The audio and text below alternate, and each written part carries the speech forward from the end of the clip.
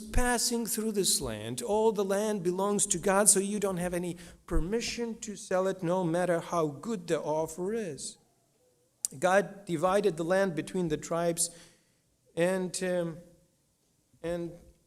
we see that king was supposed to protect that law, protect the rights, but instead, and God warned them that if they will have the king, that law will be attacked. But they still chose to have the king anyway, and we see God's prophecy being played out in this story as well.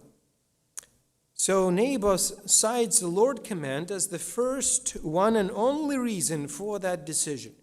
He doesn't make excuses. He is not citing it in order to make a better bargaining position and seeing what else he can do. He is just saying, sorry, I cannot do it.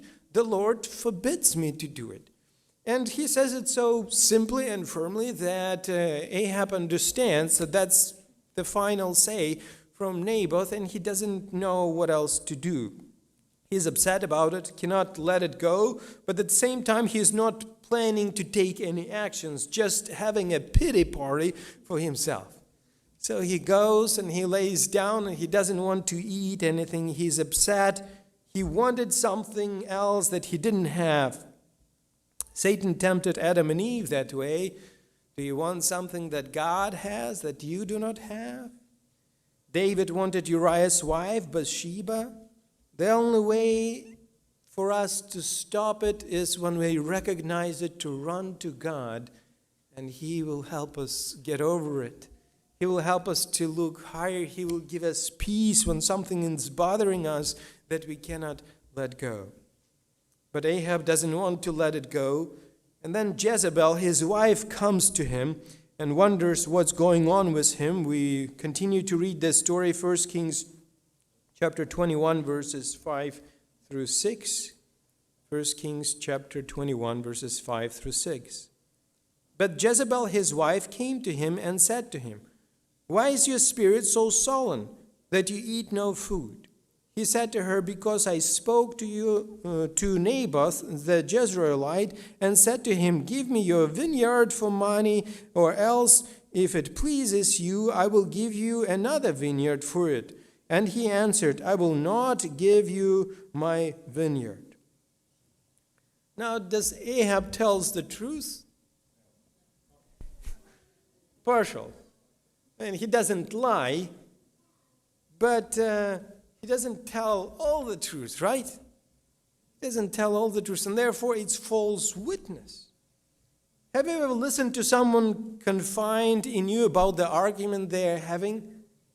And they start telling you stories, and from their perspective, whatever they are saying, they're just an angel, and this is an evil person that just keeps attacking them for no reason. And then you find out the whole story. They didn't really lie in saying, they just left out all the parts that they initiated it first, and the other person is just trying to respond to keep them back. Just completely different story.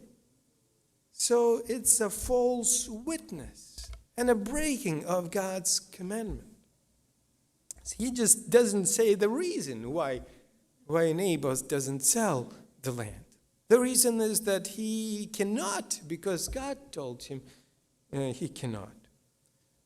So, and he tells the Jezebel. And Jezebel is not a very nice person. He should think of who he's telling these things to, because as we know, she killed before 150 preachers. And it doesn't matter how much you dislike preachers, that's a little extreme. And we know that she can take extreme measures. So she finds inaction of Ahab as a weakness, and she goes to action. She takes the seal of a king, writes to all the elders to have a feast, put Naboth in a place of honor, find some scoundrels to say that he cursed God and king, and then take him out and stone him. Murder him. So now we have three evil powers. We have Ahab, who is wicked and weak. We have Jezebel, who is wicked and strong. And we have elders of Jezreel who are wicked and compliant, willing to go with the evil things that are happening. Elia Wiesel is a Romanian-born Jewish-American writer, a professor and a Nobel Prize winner.